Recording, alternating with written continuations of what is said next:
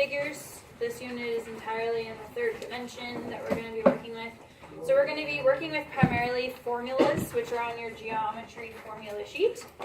The formulas are in your notes, so I'm not giving you these to take home. You have access to the formulas in your notes, but you will have access to these on quizzes and tests. Okay. So you'll get familiar with how this works, what the layout is, so you're familiar with that for the SML as well. But before we get into the formulas, I want to introduce a concept called cross-section the concept of a net. Before we get there, just some basic vocabulary that we're going to use throughout this unit. First of all, a polyhedron. Think back to Unit 8 when we were talking about hexagons and squares and rectangles and stuff like that. What do we call those kinds of shapes? They're closed figures that are two-dimensional and they have straight edges. Polygons, right? A polyhedron is a three-dimensional shape. So it's a three-dimensional figure or shape that is made up of polygon faces. It's three-dimensional, where all the faces that you're kind of gluing together to get that three-dimensional shape, all of those faces have to be polygons. Okay? So with our polyhedrons and other shapes we're going to be talking about in this unit, we're going to be learning formulas for these three things. So I'm going to define what those are so you understand what we're actually looking for when we use those formulas. So the lateral area is the sum of the areas of the faces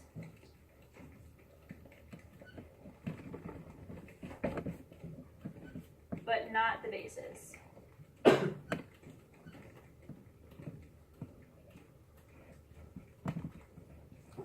It's the sum of the areas of the faces, but not the bases.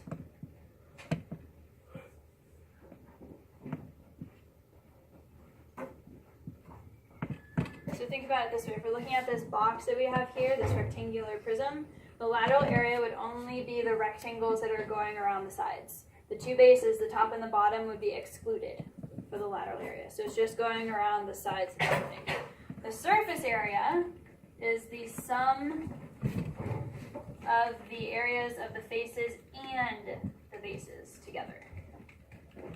Sum of the areas of the faces and the bases.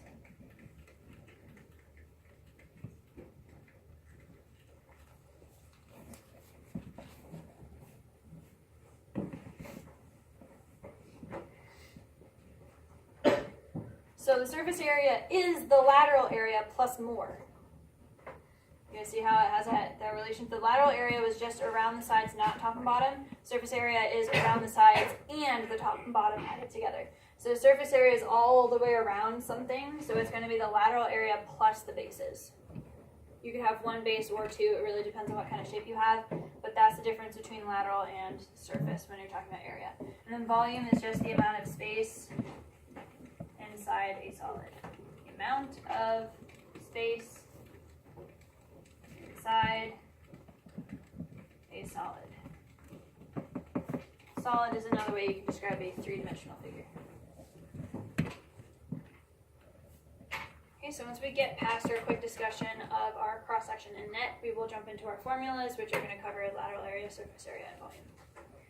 Now, before we get into those two concepts, the cross-section and the net, I'm going to talk about some names of our shapes. So polyhedrons, you have a couple different types of polyhedrons that we can work with, and some have familiar names and some of them have kind of funky names. So we're going to talk about them. What do you think I would call this one? It's a rectangular prism.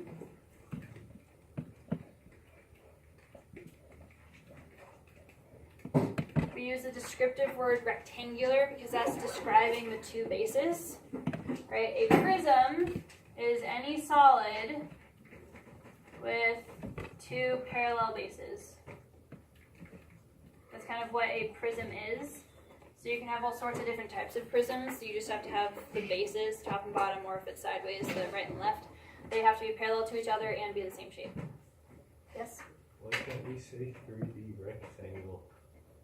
Like what? No, because it has a particular name and you have to use official vocabulary here. So this is a rectangular prism. Again, the rectangular part just describes what the bases are. So the bases tell you what the description would be. What would I call this? Cylinder. That's one you're a little more familiar with. Okay, what about the one next to it? Triangular prism.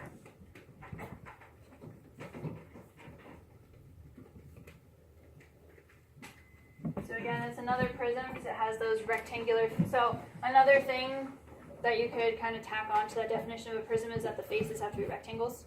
So if you have a bunch of rectangles going around with the two parallel bases, same thing's happening here. The faces are rectangles and the two bases are triangles. That's why it's called a triangular prism. All right, what do you think I would call this one? Is this a prism? No, so there's only one base. What do you think you would call this kind of classification shape? Pyramid, okay, but we have to specify type.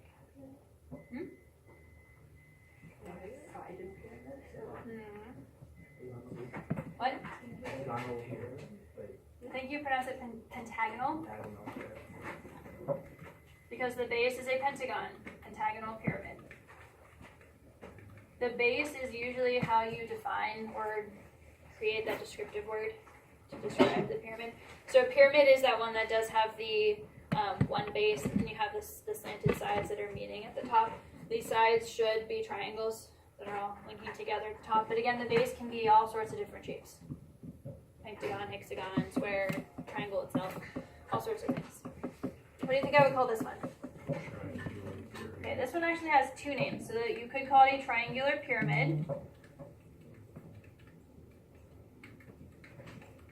Because again, it has that one base with the triangular faces that are meeting up at the top. But it actually has another name. So I don't have a specific section in the notes talking about this, but there are some pretty cool solids called Platonic solids, like Plato. Platonic solids are solids that have the same shape repeating over and over again that all link together. So what's the shape that's repeating over and over again in that shape? Triangle, and how many of them are there? There are 4 total. So we would call this, as a Platonic solid, it would be a tetrahedron. The first little prefix part tells you how many of the shapes being repeated. So because it's 4, the tetra indicates the 4. And then the hedron part, just like the polyhedron, it's a tetrahedron because we have 4 triangles all linking together to create that shape. So if you want to do a little bit more research into Platonic solids, they look kind of cool. So if you want to Google that, feel free. So this is one Platonic solid. This is actually another one. What do you think I would call this one? What shape is being repeated over and over again? Triangle again. How many are there? So what do you think you would call it? Octahedron. The tetrahedron, octahedron, and a dodecahedron, which has 12 shapes. Those are the most common ones that we look at, but there are others. So again, if you want to Google and explore that, feel free. But yeah, if you have the same shape repeating over and over again, to create that shape, it's a blank hedron, depending on how many of the thing you have. Okay? So you don't have to memorize these systems or all of these different shape names, but you do want to be familiar with the main ones. So you'll see a little bit of practice with that in the homework where you can identify. But I'll always have a little list of options that you can use so you can kind of match the system we were talking about here to what the picture looks like. All right, so now we're going to briefly talk about cross-sections and nets. So a cross-section is the intersection between a, Morgan was doing this before. It's a intersection between a solid and a plane.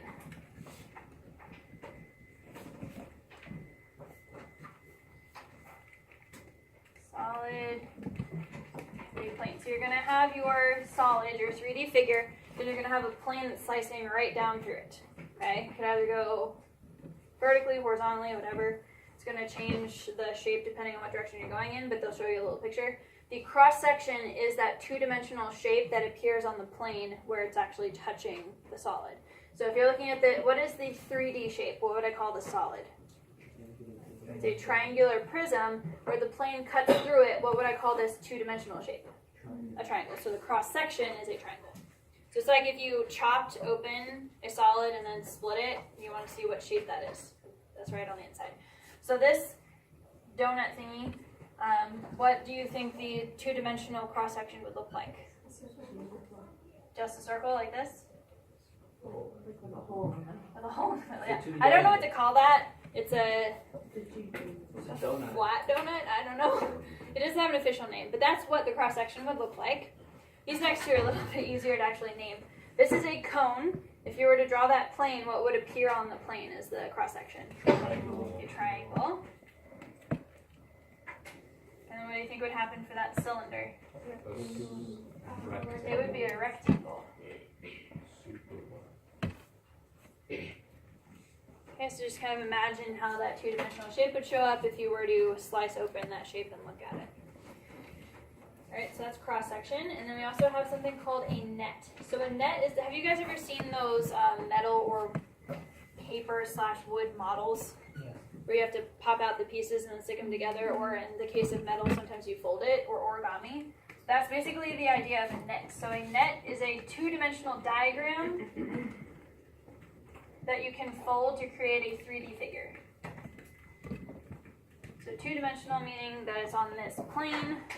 It's a little diagram that you could fold together so that it becomes a three-dimensional figure. So what you guys want to be familiar with is kind of connecting the 3D version to its net, the second dimension version or representation of the same shape. So this little exercise underneath here is going to help you guys with that. What would I call this as a solid? What kind of shape, what would I call this? Just like we were doing at the top. It's a hexagonal prism. Which one of these not colored in nets do you think would fold up to create this? This middle one right here. You can see the hexagon bases. If you were to fold this up and then pull the sides together, that's how you get that kind of prism shape there. This next one is a triangular prism. Which one of these has that net? Which net is correct? This one right here. Again, since it's a prism, that means that the faces, the lateral faces are rectangles and the two bases are triangles. So you can see how that you could just fold those and wrap it around and you get your prism. And then our last one over here is your tetrahedron or your triangular pyramid. Process of elimination, sorry, goes over here. The platonic solids, it's easier to see why they're platonic solids as a net because you can see you have four triangles like this. So when it's flat, it's easier to see you have that repeating shape. But so that's the idea of net, like unfolding something to the two-dimensional diagram. So cross-section and net makes sense to everybody. Okay, then the next little section we're going to talk about our formulas now. So the first formulas we're going to talk about are our prisms. So we're going to talk about the rectangular and triangular prisms. And we're going to talk about the cylinder and the sphere. We're going to save the cone and the pyramid for day 2. So again, all of these formulas except for one shape will be provided for you. I'll tell you which shape will not be provided when we get there. You'll have to memorize those, but everything else will be available for you. So the easiest way to go through these is to notice which variables the formulas are using and write them down. So I've done that here. So the formulas involve length, width, and height. Write those down, tell yourself what those values are, and then plug them in. It's the easiest way to proceed here. So what would the length be for this rectangular prism? It's 8. And then the width? And the height. Okay, so we're just going to write that down so we have all of our information in one spot. Then I'm going to plug them into the formula, which again will be provided. So 2 times the length times the width, which is 24, plus 2 times the length times the height, which is 40, plus 2 times the width times the height, which is 15. And you're going to add all those together.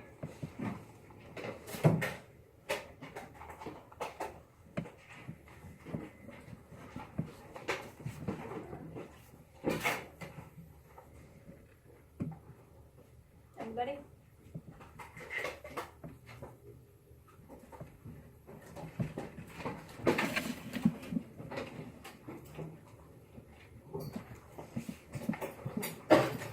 Hmm? 158. What? Meters squared. Yes. Now this is a unit where I'm going to be extremely picky about units, so please make sure you're including them every single time. I'm also going to be picky about including work. If you are doing everything just plugging it into the calculator and you get the number wrong, you will get no partial credit whatsoever.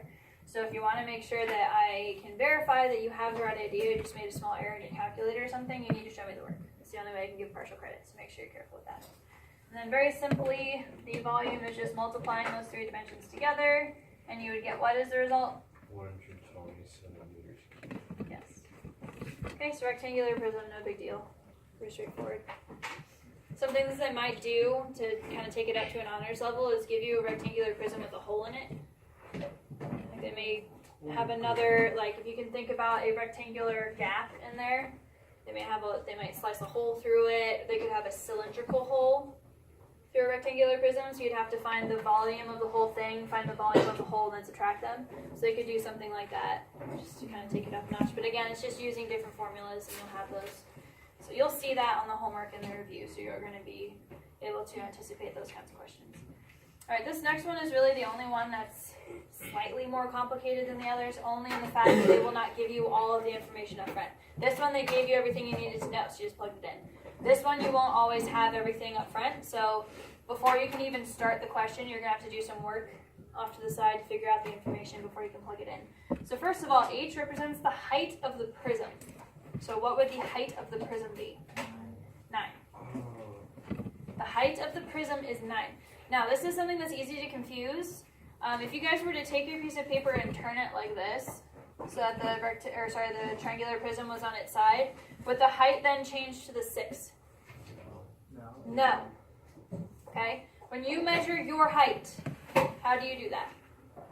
Top, bottom to top. From your feet to your head, right? That's how you measure your height. Do you, when you're lying down on your side, do you then measure this to find your height? No. You still measure from your feet to your head, whether you're standing upright, you're leaning, you're on the floor, it doesn't matter. Same thing with a prism or any of these shapes. If you're trying to find the height, there's always the distance from base to base, not just the up and down. If it was on its side, the height would still be the distance from the base to the base. So please make sure you're not making that mistake. All right, what do you think P stands for? Of what? The base. Anytime they're asking you to find the perimeter or the area or anything like that, it's always in reference to the base. Okay, so what would the perimeter of my base be? What shape is it? Triangle. Look at the triangular bases. What would the perimeter be?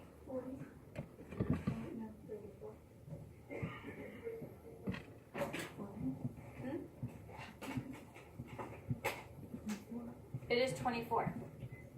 How?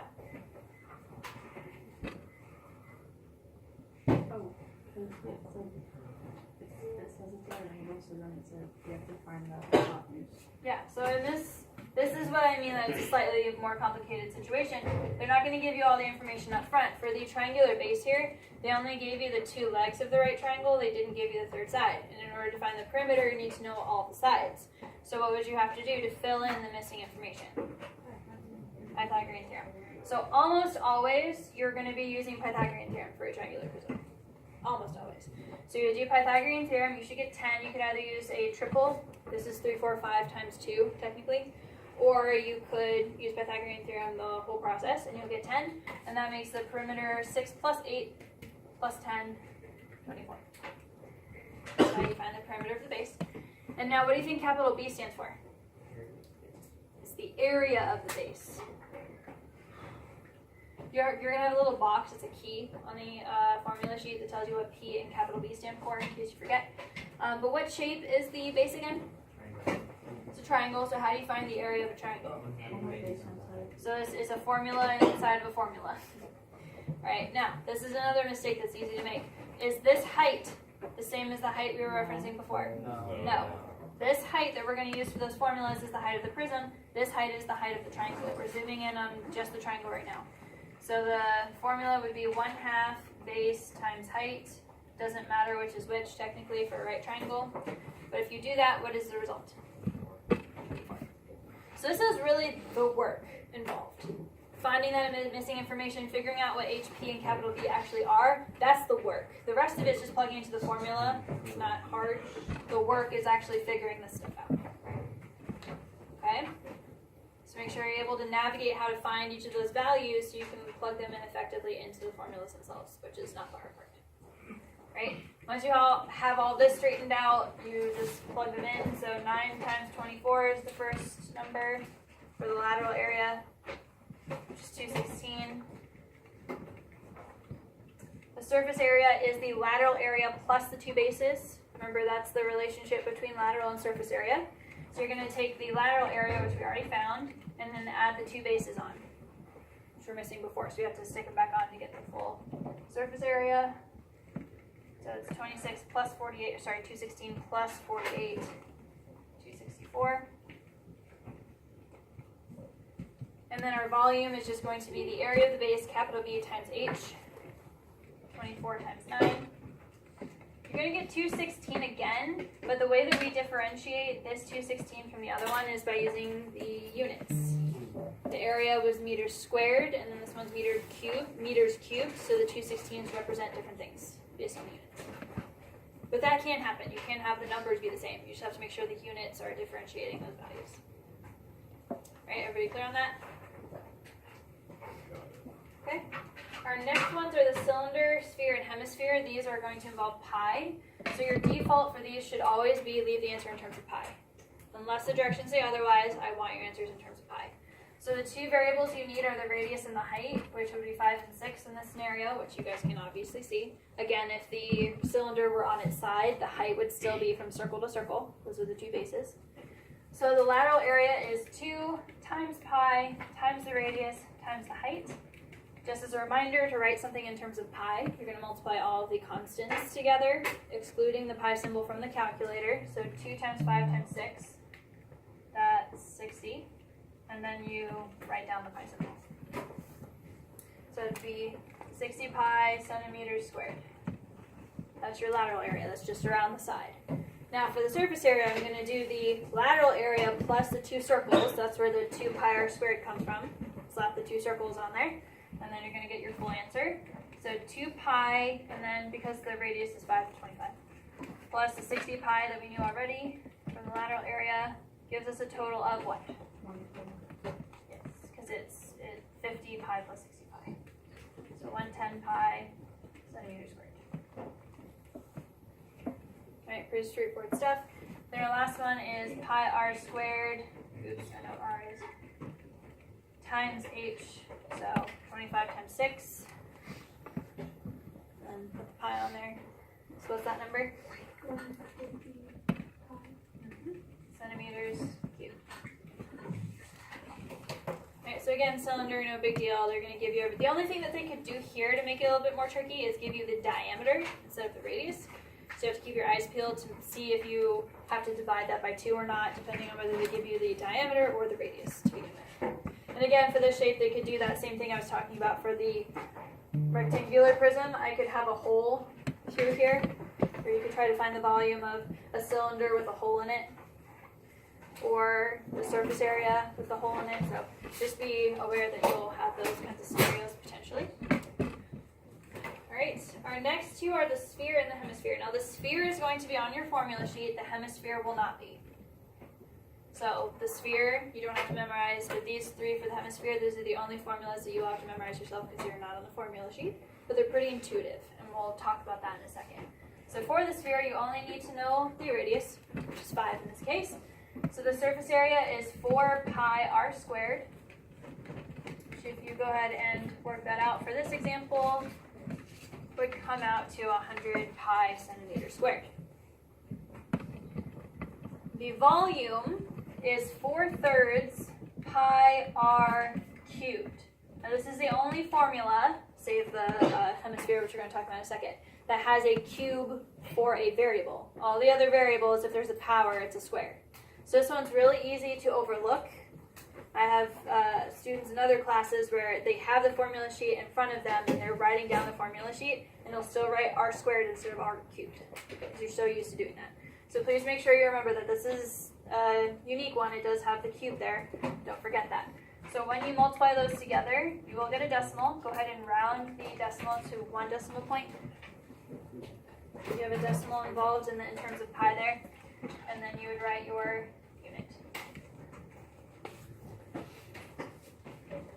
Alright, is everybody okay with the sphere? Now, the hemisphere, half of a sphere, obviously. Again, we're only using the radius. Now, these you are going to have memorized, but let's think about them intuitively of why the formulas are the way that they are. So think about the surface area of a sphere. The formula is 4 pi r squared, right? So why is the surface area of a hemisphere not just 2 pi r squared? Why isn't it just half of the sphere? Yes?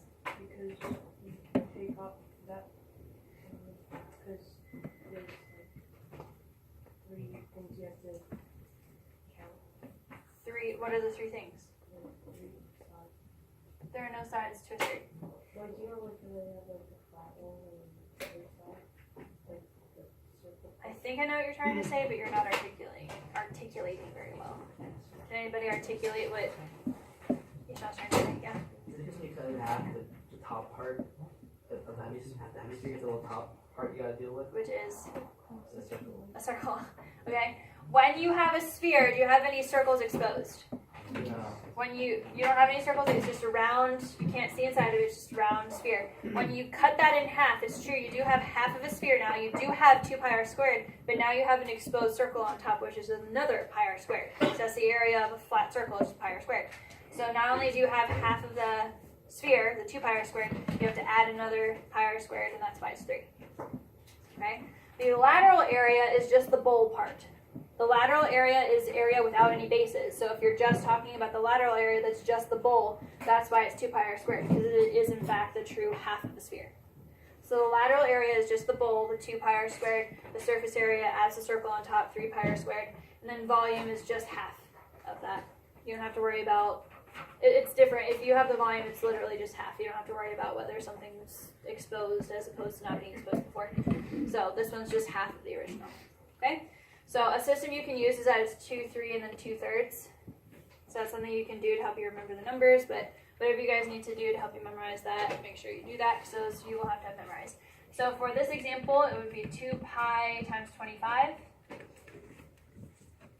which becomes 50 pi centimeters squared for the lateral area of a hemisphere.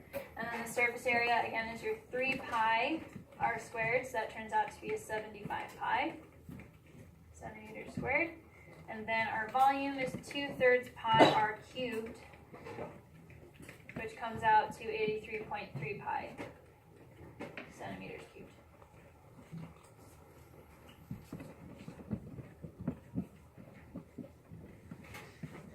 Great, so take note of those, make sure you have them memorized for the hemisphere, or at least memorize the intuition that goes into finding them, and you can derive them yourself based on the sphere formulas. Alright, so what I'm going to have you guys do, I'm going to have you do example 1 and 2 here, the rectangular prism and the cylinder.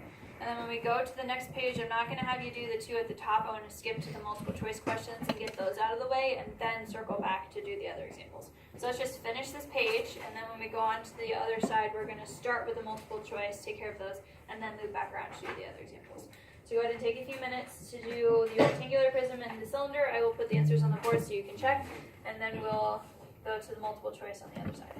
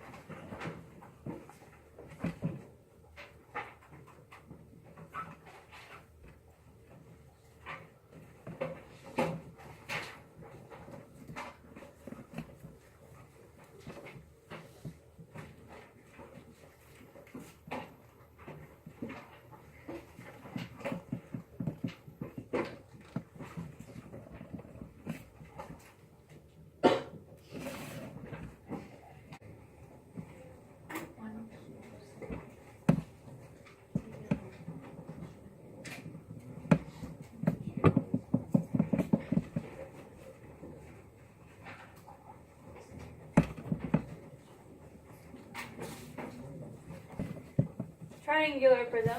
It is different from the other one that we saw. How? Because it's not a right triangle, but we still have to find the same information that we did before. The height, the perimeter, and the area of the base, just like we did before. We just have to approach it differently. It's going to be a little more complicated, but we can still find it. So the height is 12, which is what I messed up when I had those same correct answers. But the height is 12.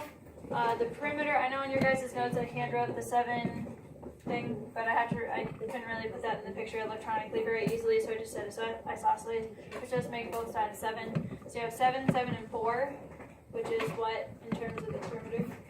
18. Okay, so the 18 is good.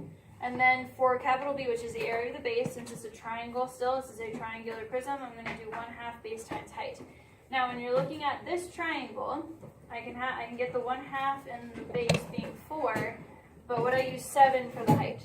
No, remember the height of a triangle, or the height of anything really, does have to be the perpendicular, well, for a triangle in this particular case, it has to be the perpendicular distance from the top down, right, the altitude. So how would I find that?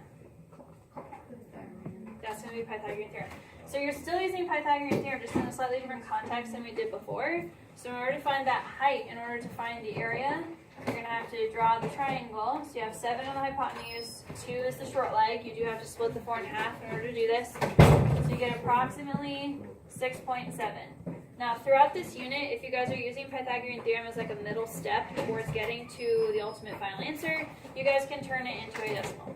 You don't have to leave it as a radical. Yes? Why would you use the 4 as the base?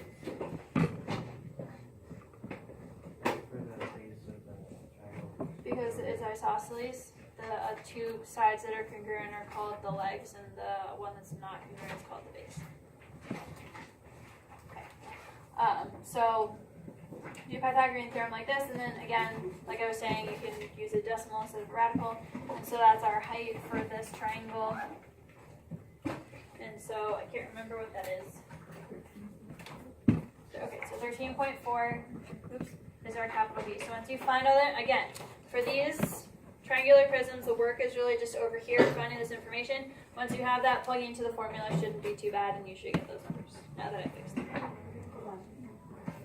I'm sorry? Is everybody okay with that now? Your triangles will not always be right triangles, but there always will be a right triangle that you can draw to help you, even if it's not originally a right triangle. Okay? Is everybody clear on that? Any trouble with this? This should have been pretty straightforward, just kind of big numbers since the radius is 22. Is everybody okay with the sphere and hemisphere? Yes? You're singing. Alright, let's talk about number 6. Dang it. Okay. So, did you guys figure out number 6, or do you need me to talk about that one? Okay. So we have a sphere. What do we currently know about the sphere? The volume. So let's write down really quickly what that is. We have this. Okay? Now, do I know what the actual value of the volume is? No. What? Yes, you do. So I'm going to plug that in. So I'm writing down everything that I know. I know that I have the volume, so I write down that formula. I know that. I know that the volume itself is 750. I know that, so I write it down.